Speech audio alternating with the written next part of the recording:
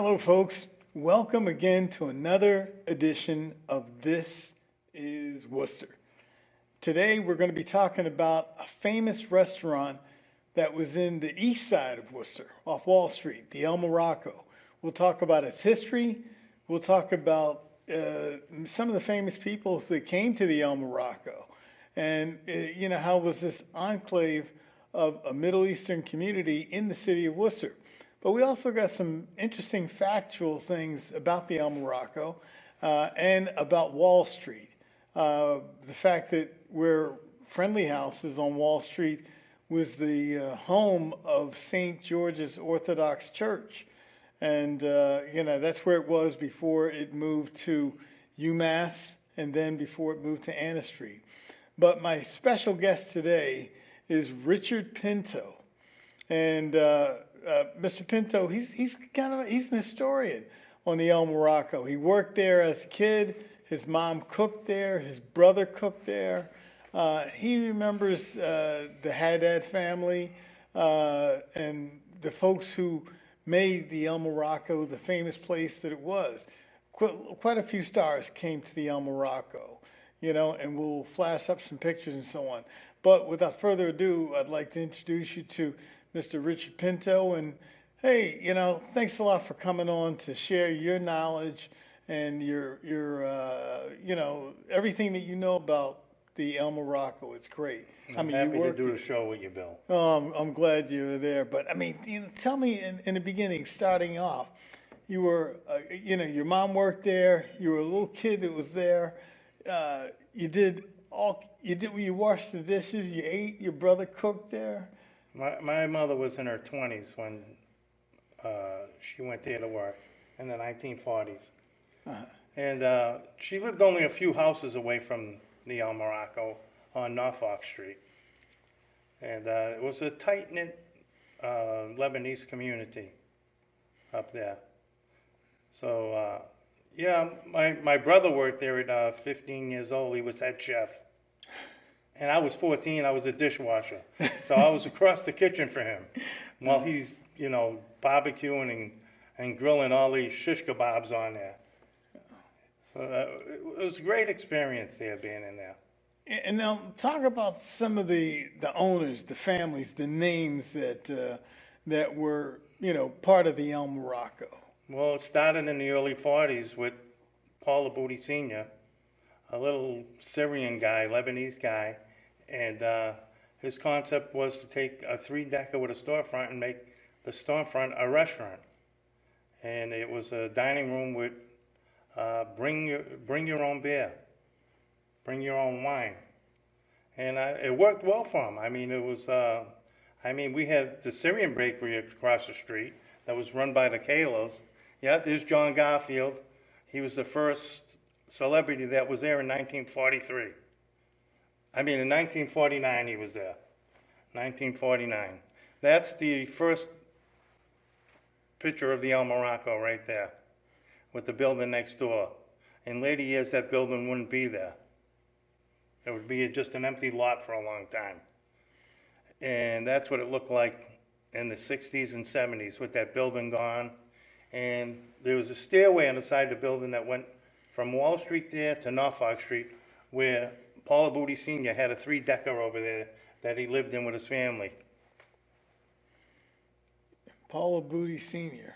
This is Paul Aboudi with Leonard Nimoy. Wow. Everybody knows him from Star Trek. Right. All right. Boston native, Leonard Nimoy.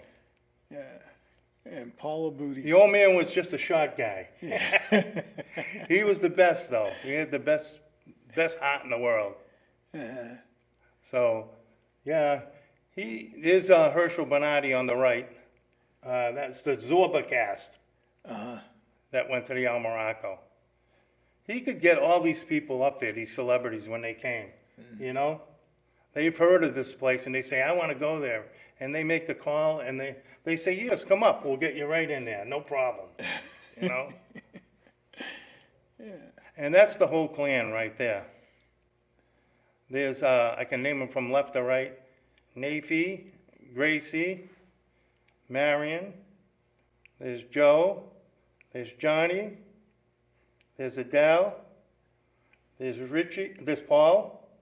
And there's Richie sitting down next to the father with the glasses. Down here, the man that started it all.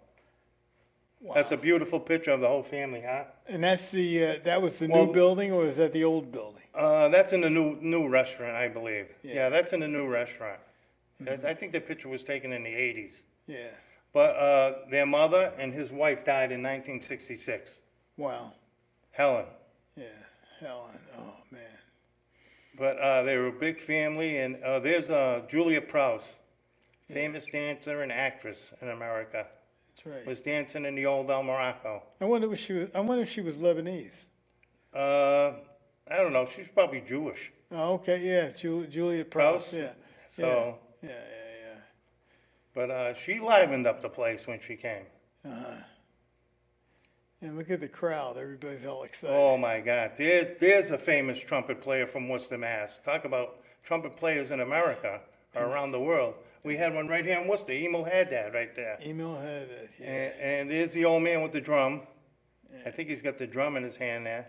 Mm-hmm. And yeah, they would jam. They would jam all night for people. Wow. Yeah. Now this is St. George's Church. Right. This is St. George's Church at the Friendly House location before Friendly House. That's at the corner of Thorn and Wall. And if you look at the end of the stone wall right there, there's a house. Sadie Moranti, her maiden name is Haja, who's Lebanese. She's still living in that house at 96 right now. Wow. So, yeah. And when I showed her this picture and I said, oh, look, your house is right there. We can see a house with the columns that you don't have anymore. And there's Al Pacino sitting in the crowd there. Oh, wow. I know, they all flocked up there. Yeah. They all flocked to the El Morocco. It was good food, great entertainment. You felt important to be there. Well, a lot of people don't know that there's Al Pacino again cutting a cake at the El Morocco. I don't know if it was his birthday or what it was, but he was doing something there. But a lot of people don't know that Joe Booty went to Hollywood in the 50s to try to make it. Oh. And he was roommates with actor William Holden. Whoa. Yeah, I know. And William Holden got him in the movie The Turning Point as an extra. Yeah. So whenever I would see Joe, I saw you in the movie. You're sitting in that crowd over there. I can't make out your face, but there you are. You're in the movie. He was in the boxing scene. The crowd sitting around the ring. So you get a kick out of that. Yeah. Jeez. I know. There's a lot of stuff that happened there. How about, now let's talk about, I asked you earlier and you said you don't think there was a cookbook of recipes from the El Morocco. Not that I know of. I just know my mother would drag me up there in the 60s from Shrewsbury Street when we were living down there. Yeah. And then she'd say, you're going up to El Morocco with me and you're going to help out. This is the summertime, right, when there was no school.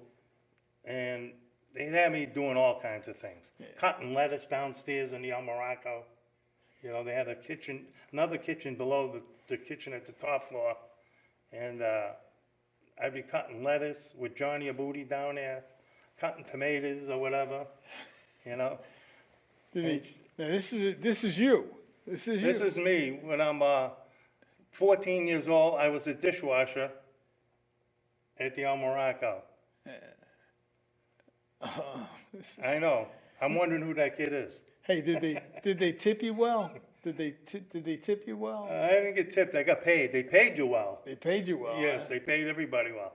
Oh, that's they were the most generous people you could ever meet. They always fed you. You didn't starve. You know, they paid you well. Yeah. So, what was like for Thanksgiving? Did they have like, you know? I don't think they did Thanksgiving. They were Arabic food. Well, I mean, they could have done. I don't even know if they ever saw a turkey in the country. I don't even know if they knew what a turkey was. Oh, they all had their own houses, so they did Thanksgiving at their houses, but I don't believe they ever did it in a restaurant. Right. I never heard of it. Mm-hmm. So. But they were generous. I mean, you talk to a lot of people. Everybody loved these people. People would say, how did they stay in business? They give away so much food. Yeah. They would feed so much people, you know? Yeah. And they did. They survived a long time. They had like a 40, 50-year run. Yeah. Now, and before 1976, it was bring your own beer and wine.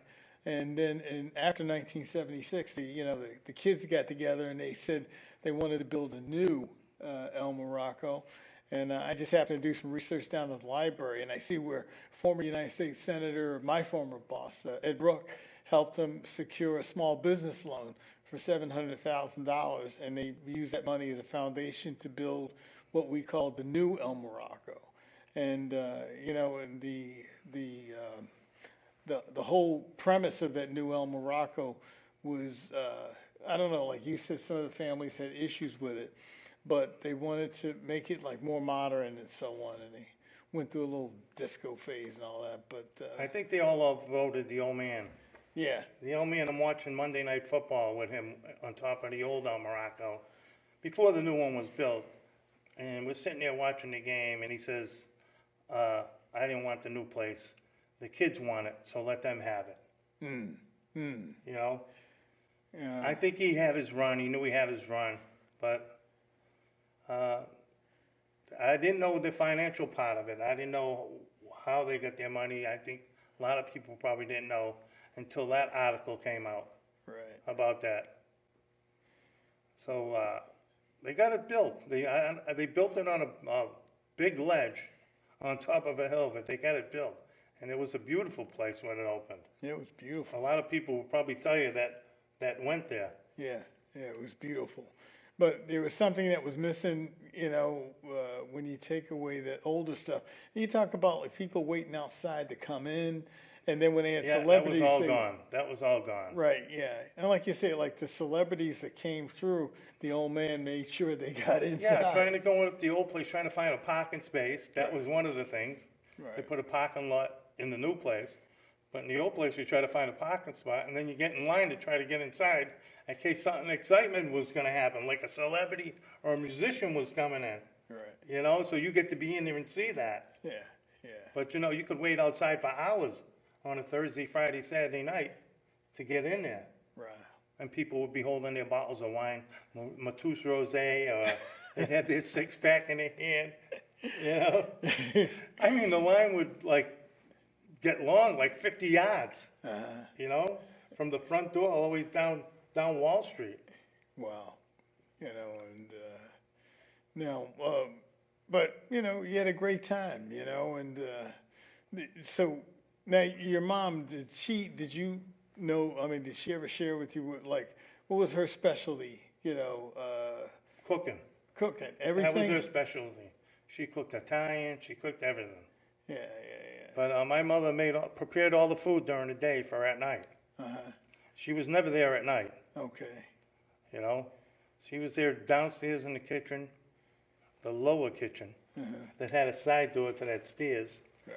And she would be down there preparing all whatever, kibbe trays, lamb, meat, the rice peel off in the pans.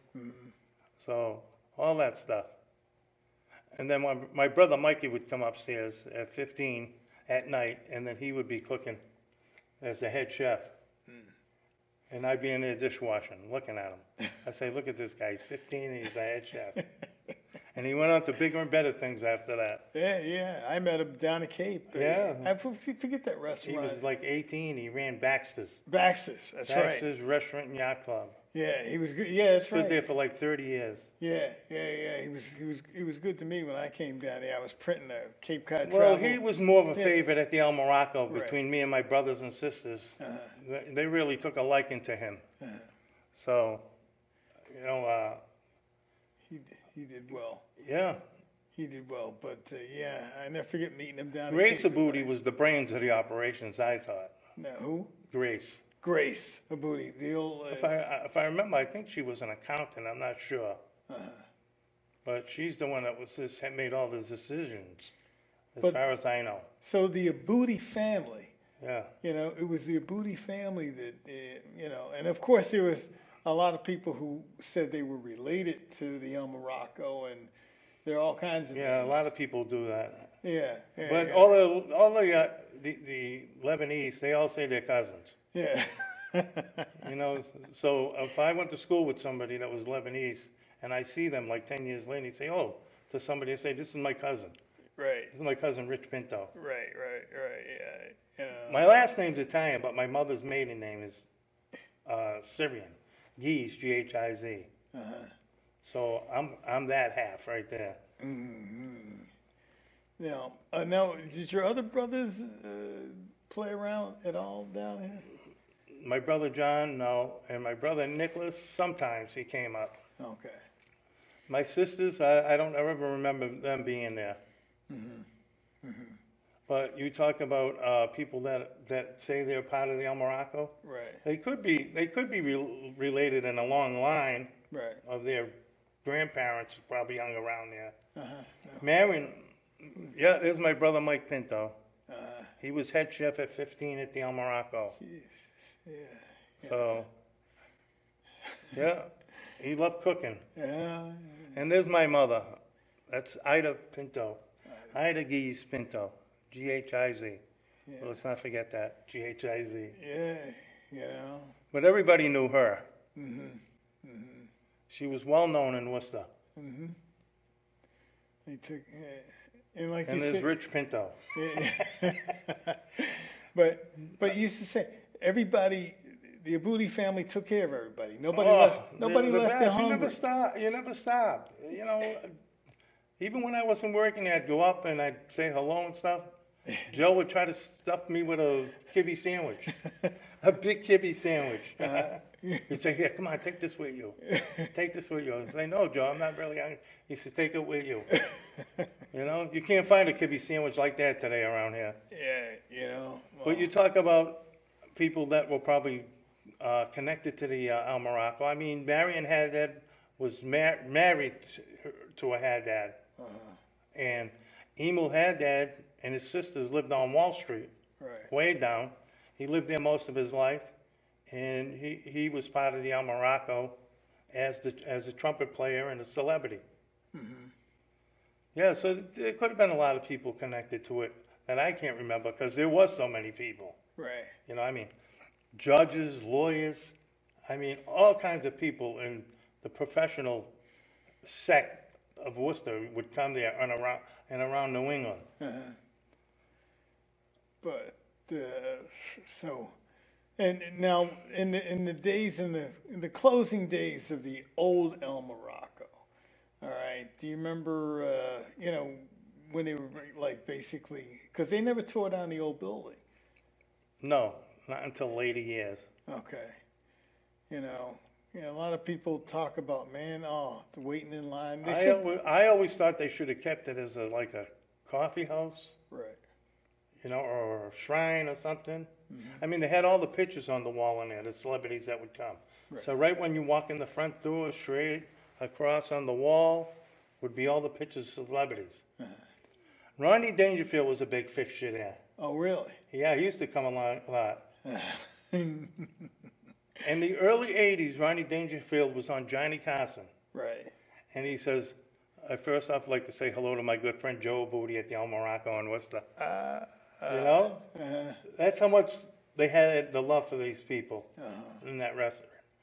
But Rodney Dangerfield used to go to the El Morocco a lot. And see, yeah. Yeah, that was putting Worcester on the map. I mean, Well, I think they put Worcester on the map. I mean, there was a lot of things happening in Worcester back then in the 40s. We had everything. Right. I mean, you had Mechanics Hall downtown. You had all these restaurants. But Putnam and Thurston's, the Garden of Eden. There was quite a few. Like you're saying, in downtown Worcester, they had a nightlife. People would come down to Worcester on, I think it was Wednesday night or Thursday night. I can't remember which night everybody would come. I was too young for that. All right, well. I mean, Shrewsbury Street was mad crazy. Oh yeah. Back in the 40s and 50s and 60s, all kinds of Italian restaurants. Hey. But nothing stuck out like the El Morocco on top of the hill. Right. You know? Yeah. Even the Italians went there. Yeah. Yeah. But to see some of those to see some of those actors that that would go up to the Morocco. Like now, John Garfield. Now, people, what are some of the some of the movies he was in? Body and Soul, which is a great classic. Oh, He was a classic boxer movie. He in was that a boxer movie. in Body and Soul. And The Postman Always Rings Twice oh, see, okay, now with Lana Turner. oh man, Yeah, that was a great movie. yeah. See, He made a lot of movies, but John Garfield died 3 years later after being at the El Morocco in 1952. do you know what he died from, or Some medical like condition or something. appendicitis or I something? don't know, something like that. We'll have to look it up. All I did, I don't remember. Yeah. Perioditis or maybe Oh, something like okay, okay. that. Something like that. Something to look like that. But Yeah, but he was up there, and I'm like, wow, he was up here, and I wasn't born yet, but he was up there. yeah, well. And yeah, when you think of it, but like you say, Worcester had a lot going on. A lot going on during the 40s and during the 50s. A lot of people coming to town. But it's exciting to see, here we go, Rodney Dangerfield up there, Al Pacino coming Yeah. up. Different. Big time actors. Big. And then the today. dancers. Elaine Prose, what was her name? The dancer that you. Julia Prowse. Julia Prowse. Julia Prowse was up there dancing, and which is great. I mean, they made good food, but They made the best Lebanese food you can eat. oh man, I mean, where could you go today? Where could you You go? can't. You You can't can't. go. You can't go anywhere today. You could smell it down the street when they were cooking it. Yeah, Yeah. What about George's Bakery? Anything? George's Bakery's good, but it's doesn't have. Yeah. It's not like Bonan's. Okay. Yeah. You go in Bonan's, you think you're in the Middle East. When you go in. They've got a sweet little recipe. They got a sweet little cake up there that's really. Across the street from the old El Morocco, if you're standing in front to the right, was Kayla's Bakery, and at night, on the weekend nights, he would be making the Syrian bread, Oh. and all his kids would man. run up there for a dime Uh-huh. and get a blown up pita bread, hot out of the oven. Oh. You know, Oh. it was great. I remember going down Water Street on Sunday mornings at 4 o'clock when I first started running for office, and I would stand next to former Congressman Joe Early, and he and I would be standing out there at 5 o'clock in the morning, and they're bringing out the fresh rolls, and they would butter them up for you, and they would hand them to you, and we would stand there eating. He'd be shaking hands with people and say, "Hey, this is the guy Bill Coleman is." Nobody cared, but I didn't care either. I was just happy to get a hot roll. That was the butter was sweet. It was really good. But like you say, when you're somewhere and you're a kid and you smell this stuff, you go running to it. It's great. The food Yeah, you don't smell that in the neighborhood No, anymore. you don't see. I had the best of both worlds. My father was Italian. I had Shrewsbury Street. Yeah, And my mother was Syrian, and I had the hill the hell. up on top of the hill, Norfolk and Waldy, El Morocco. Right. And it was great. I mean, down on Shrewsbury Street, late at night, on Lion Street, Gentili would be in his garage Oh, yeah. making bread. We'd go over there and get a big loaf of Italian bread for a dime, hot out of the oven, and pizza. Oh, Then I had Kayla's Bakery up on Wall Street, and he'd be making Syrian bread. He'd be making the pizza too, yeah. only Arabic style. Okay. But yeah, it was a great 1960s. Yeah. I'll tell you, between both of them.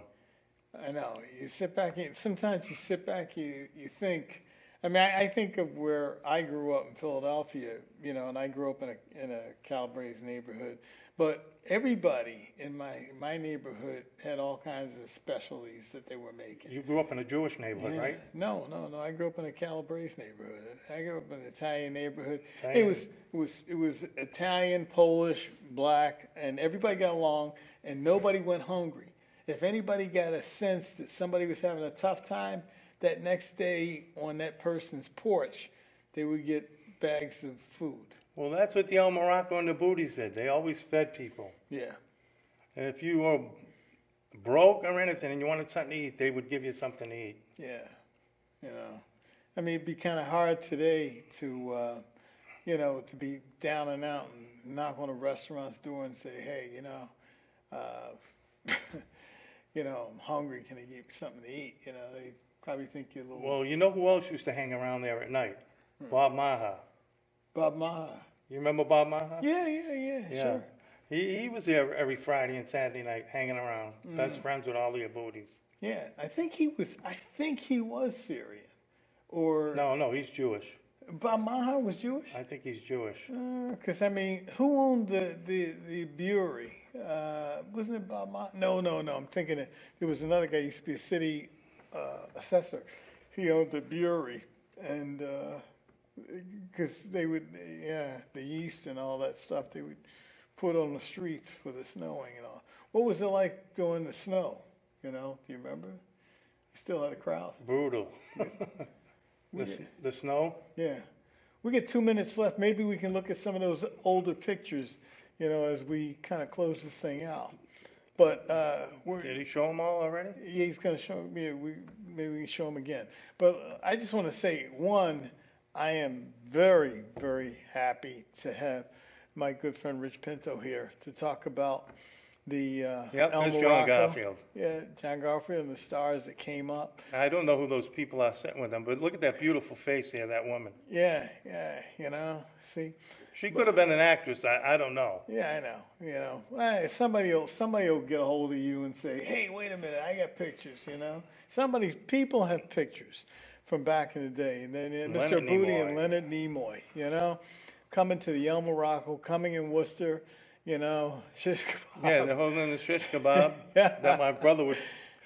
My brother's probably standing behind them. Yeah. They probably say, "Get behind us." And then this is who is Herschel this? Bernardi. Herschel Bernardi. You know, and the crew.